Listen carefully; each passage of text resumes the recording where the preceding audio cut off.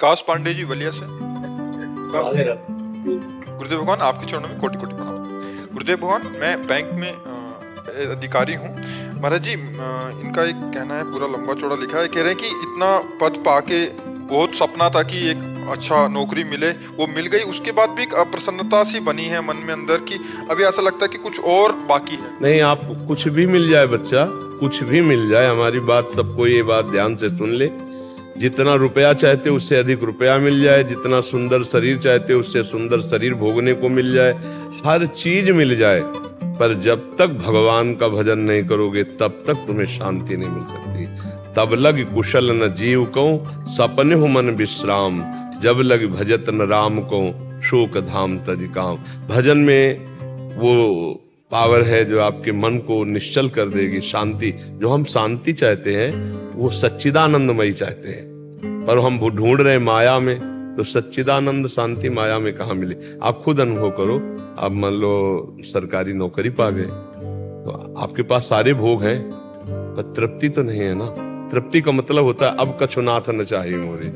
ये तो वही बोल सकता है जो भजन में लगा है, अन्यथा नहीं। इसलिए भजन भी करते जाओ और सांसारिक करते। तो साथ के जो ऑफिसर्स हैं वो कहते हैं कि कितना भी प्रमोशन ले लो, लाइफ में कितना भी आगे बढ़ जाओ, पर क्षमता बनी ही रहती है, संतुष्टि बनी ही रहती है। हाँ, बिना भगवान का भजन किए अगर भजन करोगे तो संतोष रूपी धन आ जाएगा, शांति, आपके हृदय में एक शीतलता, एक आनंद। यही तो हम कह रहे हैं। महाराज जी बचपन में हमने वो सुना था कि सपना होता है, ड्रीम होता है डॉक्टर बनना, कलेक्टर बनना, बड़े बड़े पद पाना, बट वो पाने के बाद भी वैसे ही निरंतरता। बिल्कुल बिल्कुल बिल्कुल।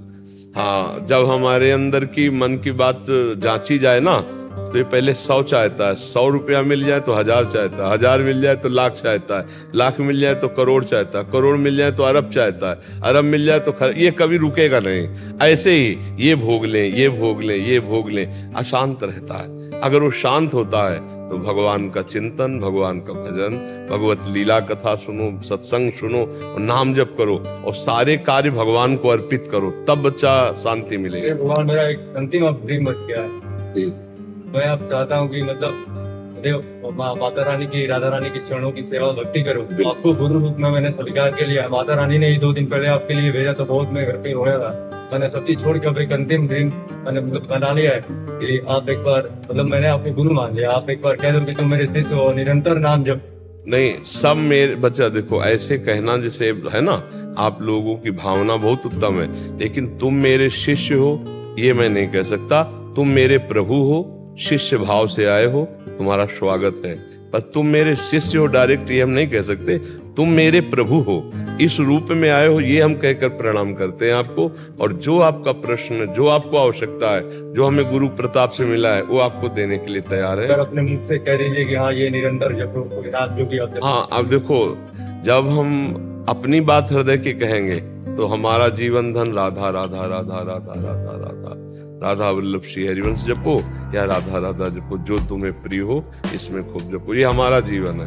पर्सनल एक होता है ना, अब जैसे दवाई मांगी जाए कि ये दवा दे दे तो वो दे दिए, लेकिन उससे पूछे कि आपको क्या पसंद है, तब फिर अपनी बात होता है। तो ऐसे ही भवरोग की दवाइयां बहुत से साधन है, लेकिन जब पूछे आपको क्या पसंद है, तो राधा नाम है जीवन हमारा, राधा नाम प्राण आधार है, राधा नाम है कर्ता विधाता, राधा नाम पालनहार है, राधा नाम हम सबका पूज्य है, राधा नाम का पूजन करें, राधा नाम के ही ध्यान से हम शुद्ध अपना मन करें, राधा नाम के जब ध्यान से प्रेम बढ़ता जाएगा, राधा नाम ही हमें प्रेम में निकुंज में पहुंचाएगा। ये पूरी पूर्णता इसी से हो जाती है। राधा नामैव कार्यम हिनुदिन मिलतम साधना की सपोर्टी। जो राधा राधा ऐसा रटते रहते हैं, करोड़ों साधनाओं का फल त्याज्य हो जाए, ऐसा प्रेम प्रकाशित हो जाता है।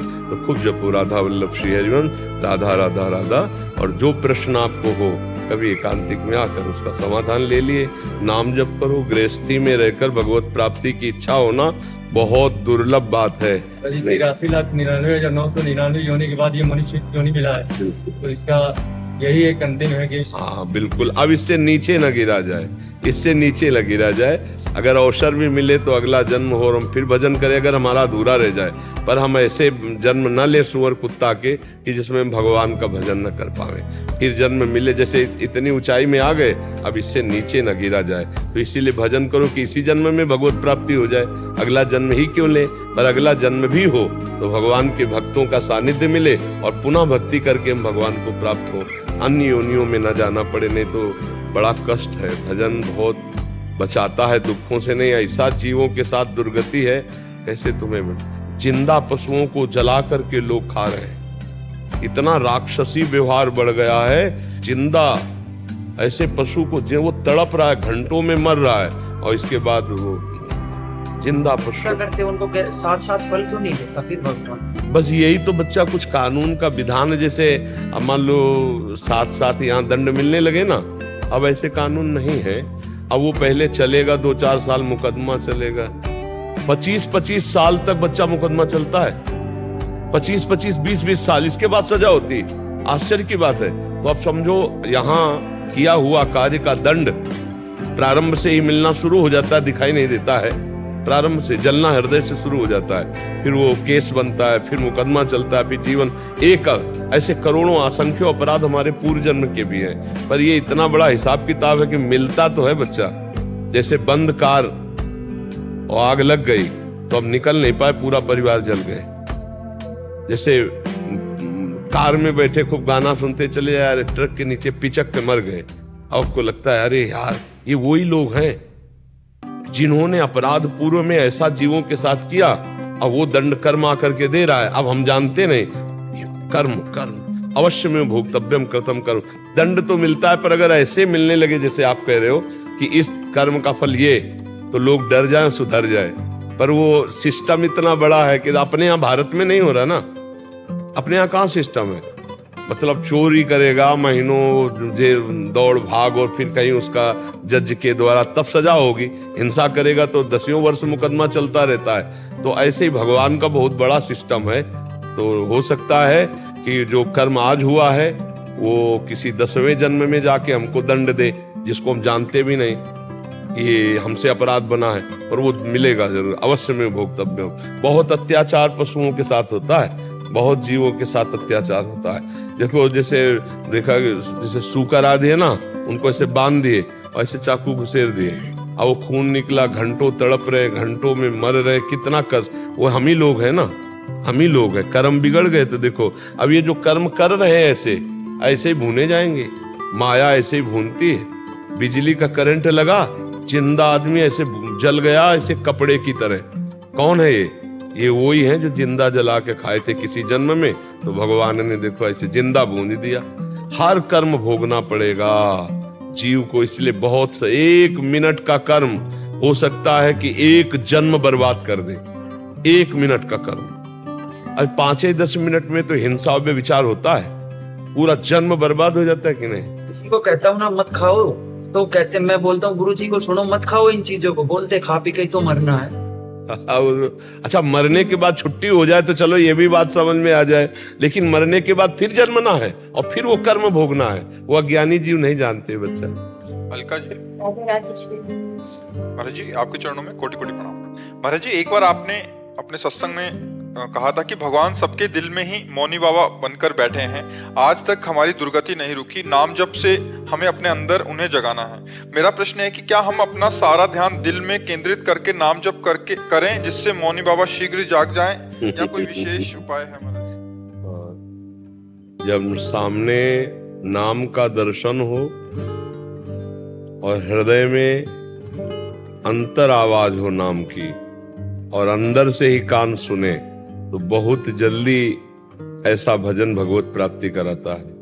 पर ये अंदर अंदर की बात है कि हृदय से वही नाम राधा राधा, ये तुम वाणी से बोल के कह रहे हैं, आंखों के सामने वही दिखाई दे रहा है, कान वही सुन रहे हैं। और ये निरंतरता, अव्यावृत भजनात्, अखंड निरंतर, सातु दीर्घ काल निरंतर सत्कार सेवितो दृढ़ भूमि, पातंजलि जी कह रहे हैं, यदि ये नाम या मंत्र दीर्घ काल तक सम्मान पूर्वक निरंतर जपा जाए तो फिर स्वयं चलने लगता है, और जब ये चलने लगता है तब आनंद, अद्भुत आनंद, और उसी आनंद में आनंद सिंधु भगवान का साक्षात्कार होता है। इसीलिए गोस्वामी जी कह रहे हैं, बारी मते घृत होए बरु सिकताते बरु तेल, बिनु हरि भजन न भवतरी या सिद्धांत पेल। भजन करने से ही भगवदानंद की अनुभूति होती है, और भगवदानंद में छके हुए को ही भगवत प्राप्ति का अनुभव होता है। खूब अंतर ही अंतर नाम जप करो, हृदय से नाम का दर्शन करते हुए, नाम का श्रवण करते हुए, निरंतर नाम चल रहा है, कार्य शरीर से हो रहे हैं। ऐसे भक्त को बहुत जल्दी भगवत प्राप्ति होती है। और धन्य भाग है कि आप भगवत प्राप्ति की तरफ इच्छुक हैं। नहीं, इस कलिकाल में भगवत प्राप्ति का कहाँ, ना तो कोई मार्ग चलना चाहता है और ना भगवत प्राप्ति की इच्छा है। बस अगर इच्छा है तो वही मैं, तू, मेरा, तेरा, भोग, वासनाएं, मेरा नाम हो जाए, मेरी कीर्ति हो जाए, उसका नाम कैसे हो गया, उसकी टांग खींच ली जाए। बड़ा प्रपंच फैला हुआ है, ये धर्म वो धर्म, ये लड़ाई वो झगड़ा। अरे भैया, सब एक ही बाप के बच्चे हैं, अपने अपने हिसाब से चल के भगवान को प्राप्त कर लो। बस सबका पिता ढूंढोगे ना तो एक ही मिलेगा, एक ही है सबका पिता, पूरे चराचर का वही बना हुआ है, दूसरा कोई नहीं। जड़ चेतन जग जीव जत सकल राम मैं जान, वही बने, दूसरा कोई। तो खूब बढ़िया नाम जप करो और इस शरीर से मुक्त हो जाओ, भगवान की प्राप्ति हो जाए। ये इस जीवन का लाभ है। धन्य है जो इस जन्म में भजन में लग गया, चाहे वो गृहस्थ हो चाहे विरक्त हो। नहीं भाई, बहुत प्रपंच है। ऐसा थोड़ी है कि मतलब भक्ति का रूप रख के हम भजन ही कर लेंगे। नहीं, बहुत ही माया विचित्र है, टांग पकड़ के खींच लेती है अपने में, प्रपंच में। इसलिए हमें चाहिए कि जितना हम भक्ति में बढ़े उतना दृढ़ चरण स्थापित करें कि हमें माया घसीट के पुनः काम, क्रोध, लोभ, मोह, मद, मत्सर में न डाल दे। बहुत विचित्र। और इस मार्ग में चलने वाले को एक और परिपक्वता रखनी होगी कि हमारी कोई प्रशंसा करे ऐसा कभी सोचे ना, क्योंकि उपहास होगा, निंदा होगी, अपमान भी हो सकता है। अगर आप इसको सह गए तो भक्ति में आगे बढ़ गए। भक्ति करने वाले को ये मजबूत हृदय रखना पड़ेगा कि हमें कोई भजनानंदी कहे, हमें कोई प्रणाम करे, हमें कोई वाह वाह करे, अगर ये भाव लेके चलोगे तो फेल हो जाओगे, रोने लगोगे। ऐसी माया है विचित्र, वो प्रश्न ऐसे रख देगी कि रोने लगोगे। क्योंकि बड़े बड़े भक्तों की निंदा हुई है तो अपने तो भक्ति में चल ही रहे, अपमान हुआ है, बड़े बड़े प्रहार हुए हैं भक्तों के ऊपर। तो ये हमको पहले से तैयार रहना है। जो हमारे शरीर को, हमारे मन को दुख देने वाले हैं वो हमारे कर्म ही हैं, ये मान करके हम चुपचाप सहन करें, नाम जप करें और आगे बढ़ जाएं। और क्यों में वो तर्क वितर्क तो फंस जाओगे। माया बहुत प्रवीण है, निकलने नहीं देती, बहुत घेर के वो अपने अंदर में रखती है। माया का स्वरूप मैं और मोर तोर तय माया, यही बस कीन्हे जीव निकाया। भगवान का विस्मरण हो जाए, अहंकार आ जाए, जगत अच्छा लगने लगे, यही माया का प्रभाव है। और जगत अच्छा ना लगे, अहंकार दीनता में बदल जाए, भगवान प्यारे लगने लगे, यही भक्ति का प्रभाव है, यही भक्ति का प्रभाव। चलो खूब आनंद से चलो, बहुत बढ़िया। प्रवीण झज्जर जी, हरियाणा। राधे राधे महाराज जी। महाराज जी, आपके अच्छे स्वास्थ्य की कामना करता हूँ। गुरु जी, कृष्ण भगवान ने नरसिंह जी का साथ दिया था, वैसे हमारा भी दे सकते हैं जैसे उनका दे साथ रहे दिया था। दे रहे हैं बच्चा, वही साथ दे रहे हैं। जी, उन्होंने तो माया से भी बहुत प्यार किया ना। नरसिंह ने माया से भी तो बहुत प्यार। नहीं, नरसिंह को गोविंद के सिवा कुछ प्यार नहीं था। आपने शायद अभी नरसिंह जी को समझा नहीं, इसलिए भक्तों को समझना तो बहुत कठिन है। आप हमको एक पॉइंट बताओ जिसमें नरसिंह को माया से प्यार तुम्हें लगा हो। जैसे कि वो मतलब कि पंडित का वेश बनाया था श्री कृष्ण भगवान ने। मैंने पढ़ा है गुरुजी, ज्यादा नॉलेज तो नहीं है, लेकिन मैं आपसे पूछने के लिए यही आया था। जैसे वो नहाने गए थे गंगा जी के घाट पे, तो पंडित जी का वेश बना लिया था, 1 रुपए मांग रहे थे उनसे, तो बोल रहे कि पाई का भी 1 रुपए भी नहीं दूंगा आपको। नहीं था ही नहीं दूंगा, नहीं था ही नहीं बच्चा। बैलगाड़ी मांग के ले गए थे।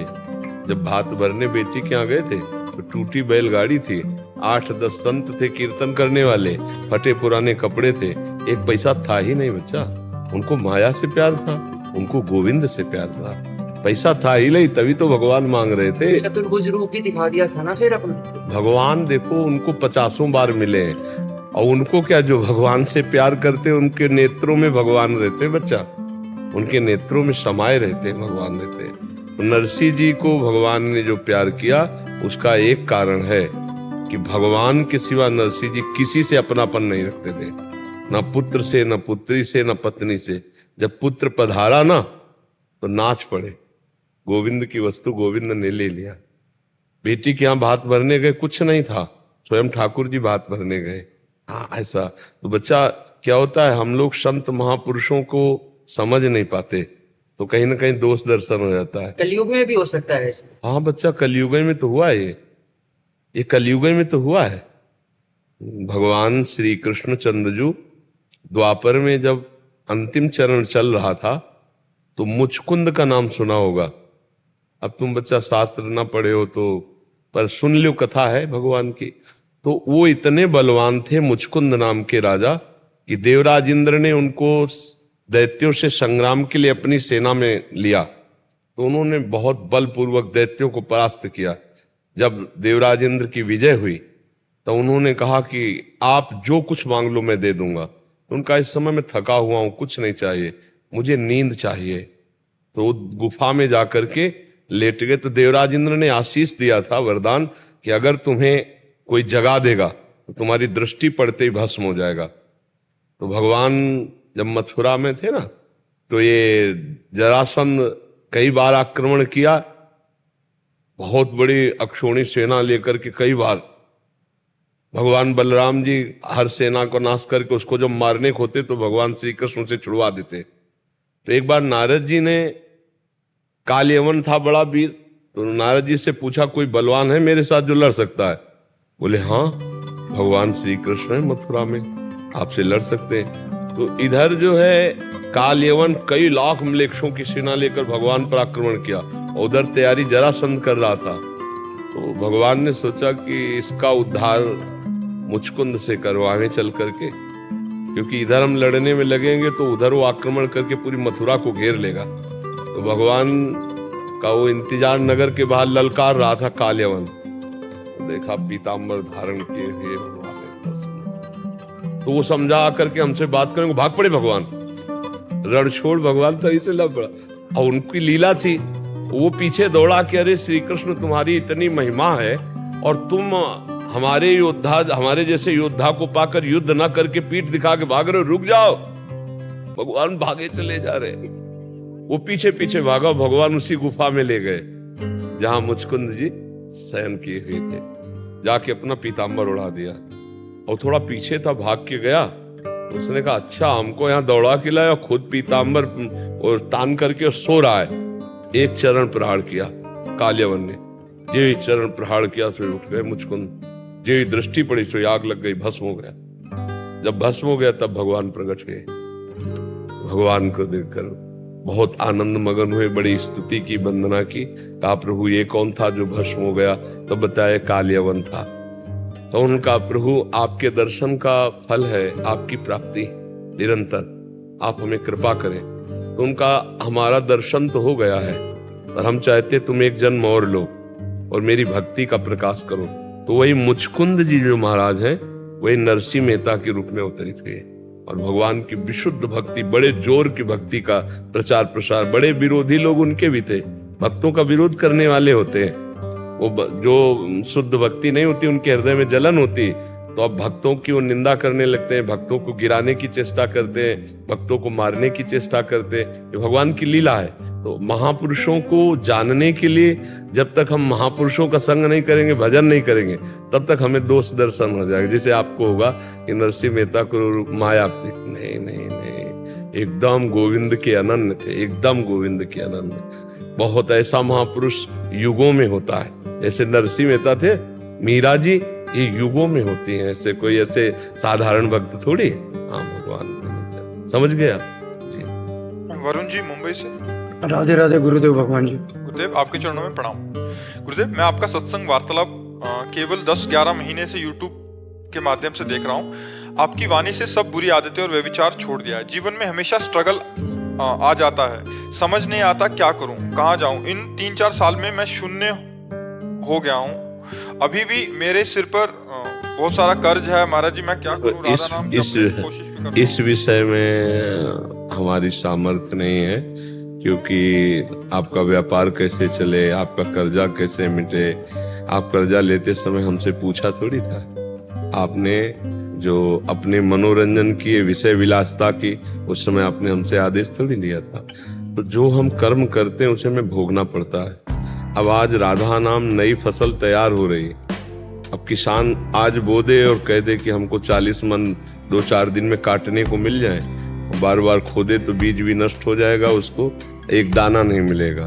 5-6 महीने मेहनत करके वो अपनी फसल को सुरक्षित जब लगता है तब 40 मन 1 बीघा में काटता है। आज आपने भक्ति शुरू की है, आप सोचे कि हमारा कर्जा मिट जाए, हम जो चाहे वो सब प्राप्त कर लें, असंभव। क्योंकि जब शरीर निर्माण हुआ था तो हमारे कुछ पाप और कुछ पुण्य दोनों से मिश्रित शरीर बना था, और जब हम इस शरीर में आए तो कुछ पुण्य और कुछ पाप फिर बन गए, शुभ अशुभ बन गए। तो अवश्य में वो भोक्तव्यम कृतम कर्म शुभाशुभम, आपको अपने कर्मों को भोगना पड़ेगा जो आप कर्म करते हैं। अब जो हमारे संचित कर्म हैं हम उनको भस्म कर सकते हैं भजन बढ़ा के, लेकिन प्रारब्ध भोग बड़े बड़े संतों को भोगना पड़ता ना।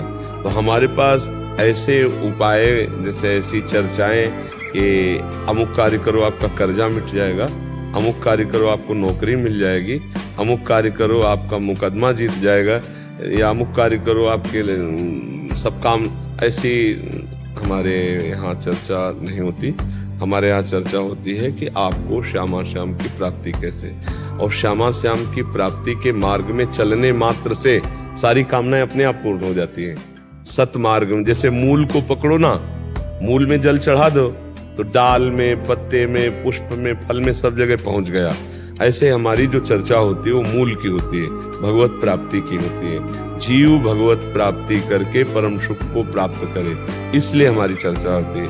अब हमको टुटका टोना और जंतुर ये सब आता नहीं कि आप ये जंतुर बांध लो, कुछ दिनों बाद आपका कर्जा मिट जाएगा, ऐसे तो ऐसा तो हमारे पास कुछ ऐसा जुगाड़ है नहीं। और मुझे लगता है कि अगर नाम जप करते रहे तो इस जन्म का कर्जा क्या अनंत जन्मों की बिगड़ी बन जाएगी, विश्वास करके। पर हम ये नहीं कह सकते कि इससे तुम्हारा कर्जा माफ हो जाएगा, और हम ये जरूर कहते कि इस जन्म का क्या, करोड़ों जन्मों का ऋण मुक्त हो जाएगा। देव ऋण, पितृ ऋण, ऋषि ऋण, मातृ ऋण, सबसे यदि हम नाम जप करें और प्रियाजू को पुकारे तो उनकी कृपा से सब कुछ सुलभ हो सकता है। पर अपने को अब आचरण ठीक करने पड़ेंगे, अब आचरण सुधारने पड़ेंगे। पीछे की खेती बहुत खराब है, आगे की फसल हमारी अच्छी है, मिलेगी, पर अभी जो पीछे का बोया हुआ है उसे हमें काटना पड़ेगा। इतना ज्ञान है नहीं आप में, इतना तप है नहीं, भजन है नहीं कि उसे आग लगा दो। ज्ञान के द्वारा सब कर्म संस्कार भस्म कर दिए तो फिर अवश्य में भोक्तव्य फिर भोगना पड़ेगा। तो धैर्य रखो। कर्जा लेकर के अपनी उन्नति के लिए जो चला जाता है बहुत धोखे का खेल है। कर्जा लेकर अगर व्यापार किया जाए, कर्जा लेकर वासनाओं की पूर्ति की जाए तो हमें लगता है इसमें मूढ़ता ही है, क्योंकि व्यापार में हानि हो गई तो कर्जा वो हो गया और ऊपर से हानि का दुख भोगो। तो देहाती भाषा में कहते उतने पैर पसारो जितनी लंबी चादर हो। तो अपनी चादर से ज्यादा पैर क्यों पसार दिए? किसी से सलाह नहीं ली, किसी महापुरुषों से। कर्जा तो बिल्कुल लेकर व्यापार आदि नहीं करना चाहिए। नहीं तो ऐसे एक गलती छुपाने के लिए दूसरी की, दूसरी छुपाने के लिए तीसरी, इसी में तो हम फेल होते जाते हैं, इसी में तो हम बनते जाते हैं। अब सुधार कर लो, अब सुधार कर लो, सब सुधर जाएगा। भगवान बड़े कृपालु हैं, उनका आश्रय लो, नाम जप करो, अच्छे आचरण करो, मेहनत करो, कम खर्चे से जियो, पैसा बचा कर कर्जा पूरा करो। नहीं, हम तो ऐसा कोई जादू ऐसी आशा रखते हो। महाराज जी आप हृदय हो मेरा, आप मेरा जीवन हो, आप जो सलाह दोगे वो मेरे लिए प्राण प्रिय है। अब उसी बात में हमने कभी कर्जा लिया ना कभी लिपटा मांगा खाया और भजन किया तो इस विषय का विज्ञान है नहीं। अब हम मतलब इस विषय में घुसे होते देखते तो हमें सब पता होता कि यार ऐसे से ऐसे हम तो यार मांगा है, खाया है और जिंदगी में भजन किया, तो वही भजन की बात बताते हो, शास्त्रों की बात बताते। और तो हमें संसार का ज्ञान आप लोगों से हो रहा है, बहुत बहुत संसार का ज्ञान आप लोगों से हुआ है। नहीं, हम गंगा किनारे का आदमी, हमको ज्यादा ज्ञान नहीं था, ज्यादा बुद्धि हमारी जो संसारिकता को जान पाई वो आप लोगों से जान पाई। इन नए नए बच्चे जो सब साधु बने, इनके द्वारा हमें जानकारी हो पाई। नहीं तो बहुत एकदम एकांतिक जीवन था। अभी तो भगवान की लीला है कि वो सेवा देर करवाना चाह रहे, इसलिए नहीं तो एकांतिक जीवन था, मांगना खाना बस रात दिन अपनी श्री जी के। इसलिए मुझे लगता है भैया, अगर आप हमें हृदय मानते हो तो हम आपको ये जरूर बताते हैं कि भगवान का आश्रय और भगवान का स्मरण ये सब दुखों से बचा लेता है। हरि स्मृति सर्व विपद विमोक्षणम, भगवान की स्मृति समस्त विपत्तियों से, भगवान का विस्मरण ही समस्त विपत्ति है। का हनुमंत विपत्ति प्रभु सोई, जब तो सुमिरन भजन। तो नाम जप करो, अच्छे आचरण करो और भगवान का भरोसा रखो और मेहनत करो।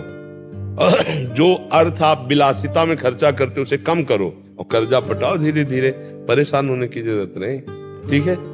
हाँ, क्योंकि मतलब जैसे हम इसलिए बोल दिया कि अभी कई लाखों लोग सुनते हैं, तो किसी को ये लगता हो कि बाबा हमको कुछ राख दे देंगे, कुछ जंतुर बांध देंगे तो हमारा कुछ।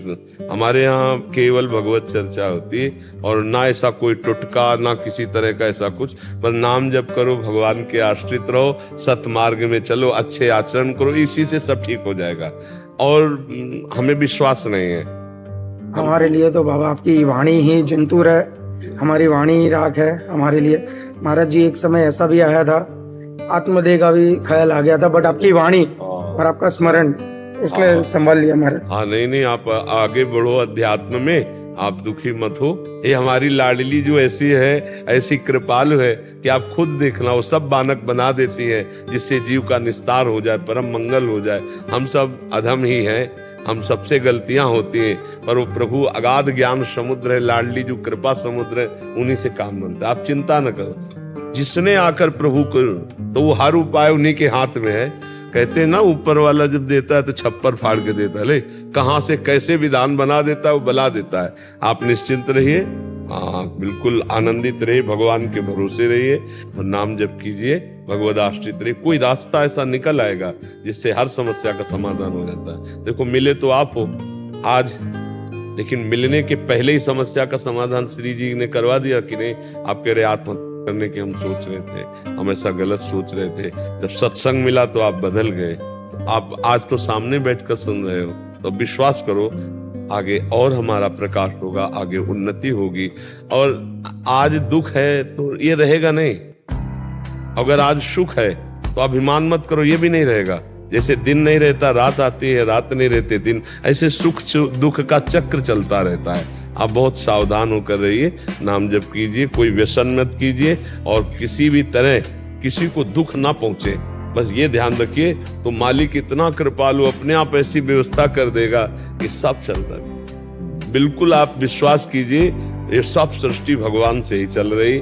हम लोग अहंकार में है, इसलिए हमको करना लगता है कि मैंने ये किया, मैंने किया। सब कुछ करता धरता हरि ही है, वही कर रहे। ये बात समझ में आ जाए तो हम अभी निश्चिंत हो जाए, अभी निश्चिंत हो जाए। गौतम ऋषि, राधे राधे। जय गुरुदेव। गुरुदेव, आपके चरणों में कोटि कोटि प्रणाम। प्रभु जी, कुछ 3-4 साल पहले परमात्मा की इतनी कृपा हुई कि अपने अहंकार को टूटते हुए देखा। तब जाना कि मैं हुई नहीं, बस मन ही था। तब से महाराज जी इतना कायर हो गया है मन की, बहुत कमजोर हो गया। प्रभु मार्गदर्शन दो कि इस कायरता, डर का। नहीं, कायर नहीं होना चाहिए, पर ये बात अच्छी है, अहंकार का टूटना भगवान की शरणागति का हेतु होना चाहिए। भगवान की शरणागति से निर्भयता, निश्चिंतता, निशोकता, एक उत्साह आना चाहिए। आपकी निगेटिव बात कैसे आ गई कि मन नकारात्मक उल्टा सोच रहा है? ये आई इस तरीके से, जब तक अहंकार था तब लगता था कि सब दूसरों पे गुस्सा आता था, चिल्ला के अपनी भड़ास निकाल देता था। अब पता लग गया किसी पे डाल नहीं सकता, अब खुद पे आ गई है सारी बात कि सब कुछ गलत मेरी वजह से हुआ था। अब पता है सब कुछ अच्छा है, अब बड़ा हल्का महसूस करता हूँ, लेकिन प्यार नहीं कर सकता मैं किसी को। मतलब जैसे आपको याद नहीं होगा, मैं परसों आपको देखा था रात को, आपने 2 सेकंड के पल के लिए मेरे से आंखें मिलाई थी, मुझे याद है वो बात। और इतना शीतल मन हो गया था कि मैं किसी के साथ बैठता हूँ, मुझे नहीं लगता किसी को ऐसा फील होता होगा। और मेरे अंदर ना कभी किसी के विश्वास नहीं कर पाता मैं किसी पे, इतना उससे हो गया हूं ना मैं। नहीं नहीं नहीं, इसको नेगेटिव मत लीजिए, ये भागवतिक सद्गुण है। उदासीनता आना, एकमात्र भगवान पर विश्वास रहना, मन का संसार से निराश हो जाना, किसी से कहीं कोई भी प्यार ना होना, ये तो बहुत बड़ी कृपा है। आप इसे क्या समझते हैं? ये भागवतिक लक्षण है। ये संसारिकता में आप देखोगे तो इसको आप गलत बोल रहे जैसे अभी, और अगर भागवतिकता में, अध्यात्म में देखो तो बहुत बड़ी अंदर एक कृपा हो रही है आपके अंदर। आप इसे नकारात्मक क्यों ले जा रहे हैं? लोग खुश नहीं रहते मेरे से, मैं चुप हो जाता हूँ। लोग क्या हमसे खुश हैं? अरे भाई देखो देखो, आपकी बात अलग है।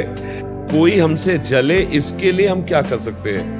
इसके लिए हम अपने भजन में बने रहें, बस यही खास बात है। वो जल रहा है, अपने स्वभाव से जल रहा है, उसके लिए क्या कर सकते हो?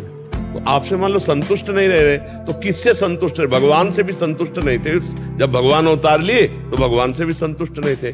दुर्योधन ने भगवान को बंधन में डालने के लिए पूरा प्लान कर लिया था।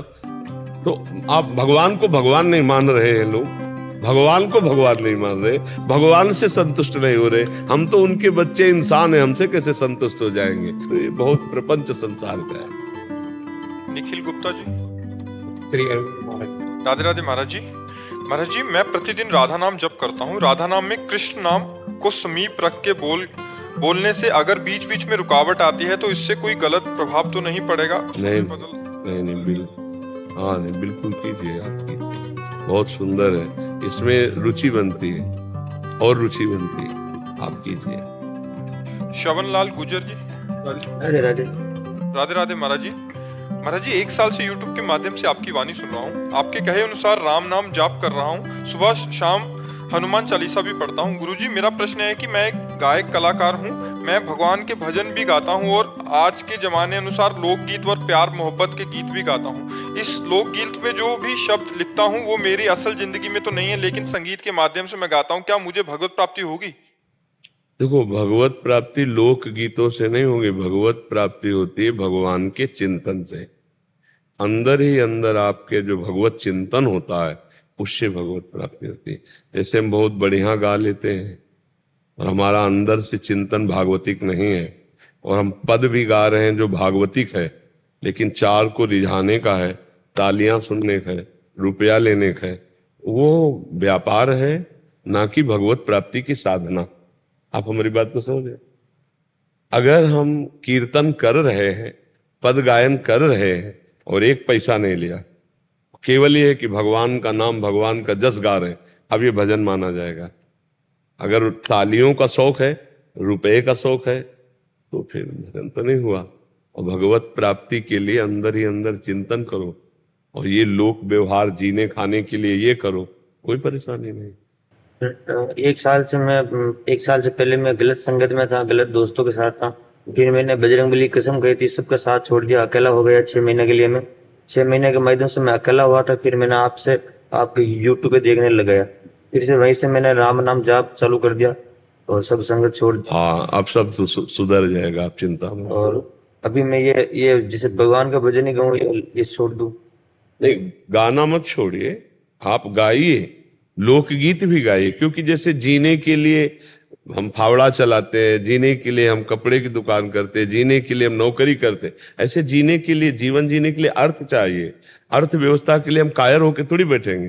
खूब बढ़िया बढ़िया गाओ, लोकगीत गाओ, भजन गाओ, पर वो अर्थ के लिए, भगवत प्राप्ति के लिए अंदर ही अंदर जो नाम आप जप रहे हैं, ये नाम भगवत प्राप्ति कराएगा। अंदर ही अंदर नाम जप करो, क्योंकि उसका हम दाम लेते हैं, उसका हम प्रभाव, तालियों का सुख लेते हैं, वाहवाही का सुख लेते हैं, तो वो भगवत प्राप्ति में असमर्थ है। समर्थ है अंदर जो राम राम जप रहे हो, यही भगवत प्राप्ति कराएगा। सूर्यकांत पल्या जी, राधे गुरुदेव भगवान, आपके चरणों में कोटि कोटि नमन। भगवान, 1 साल से पहले तक मेरा जीवन भोगों और प्रपंचों से घिरा था। ना कोई नाम जप, ना कोई भगवत सेवा। इस शरीर के माता पिता पत्नी सेवा पूजा के लिए बोलती थी तो मैं मना कर देता था। भगवान 1 साल पहले आपकी कृपा हुई, आपकी वाणी से राधा नाम की महिमा को जाना और राधा नाम से प्रीति हो गई।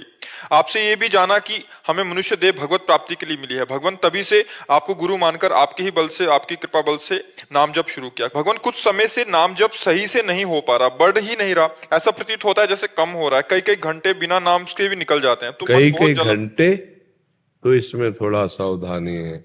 कई घंटे तो बहुत बड़ा समय होता है, मतलब ये सब चल रहा था अभी कुछ दिनों से, पता नहीं नहीं चल रहा। चलता तो सिद्धों का है, साधकों को जबरदस्ती जपना पड़ता है। बच्चा जबरदस्ती राधा बोलने में क्या जाता है? हम कह रहे मन नहीं लग रहा, राधा राधा राधा राधा राधा राधा राधा, तो चल रहा है ना राधा राधा। अब सिद्ध बनने की कोशिश करो कि मन ही से चले। तो अभी पहले हमको अनर्थ की निवृत्ति करनी है, पाप नष्ट करना, तो हमें बलपूर्वक नाम जपना होगा, राधा राधा राधा।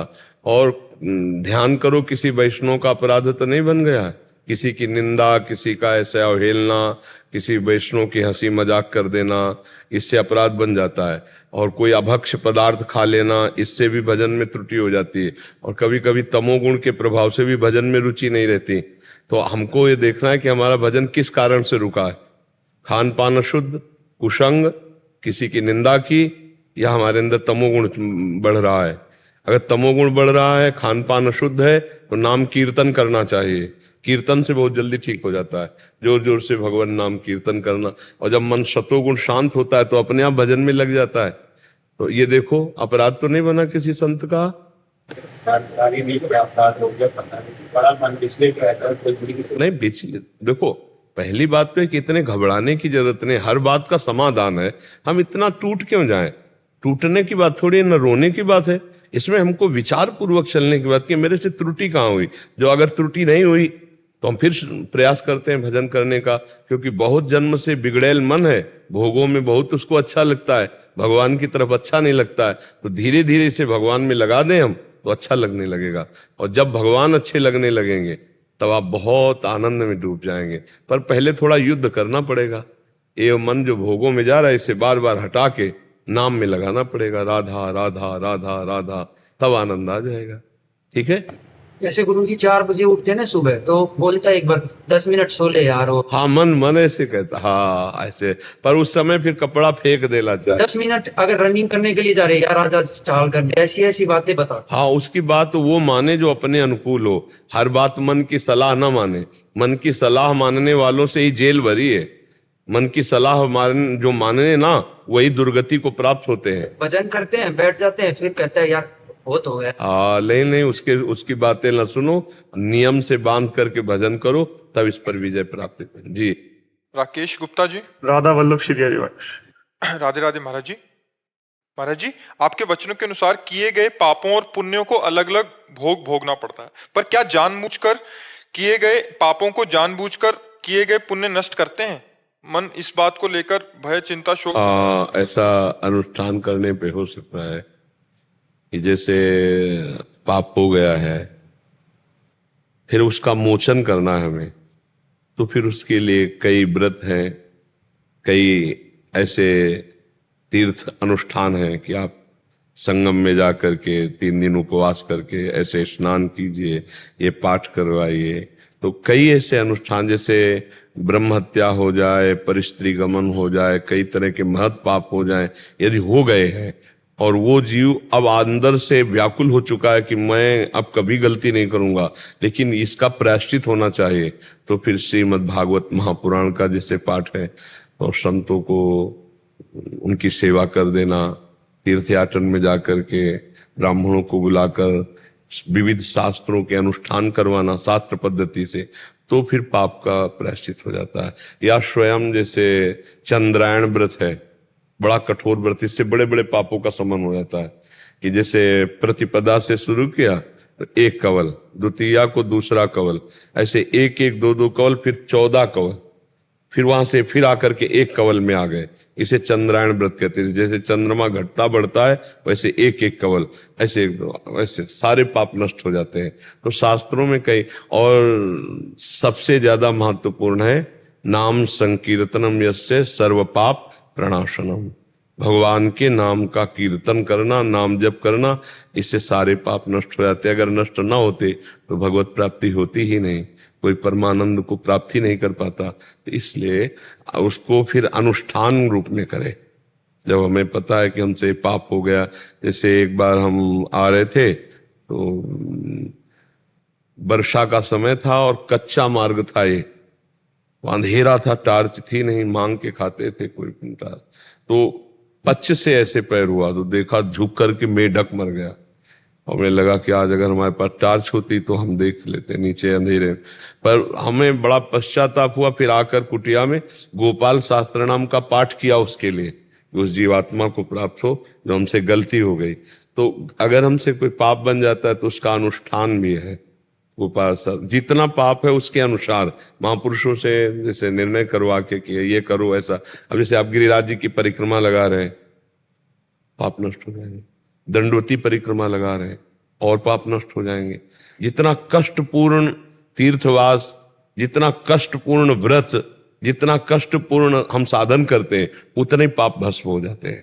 ऐसा होता है। महर्षि, दैनिक क्रिया में मैं नौकरी में हूँ, तो वहां नौकरी में इस प्रकार के पाप हैं जो हमें पता है कि हमसे हो रहे हैं और हमारी मजबूरी है वो करना। अब उनसे हम बच के नहीं निकल पा रहे हैं, तो उनको हम इस प्रकार से कम करने का प्रयास करते हैं। जैसे कोई अनैतिक धन है तो उसे हम कहीं दान पुण्य में लगाएं।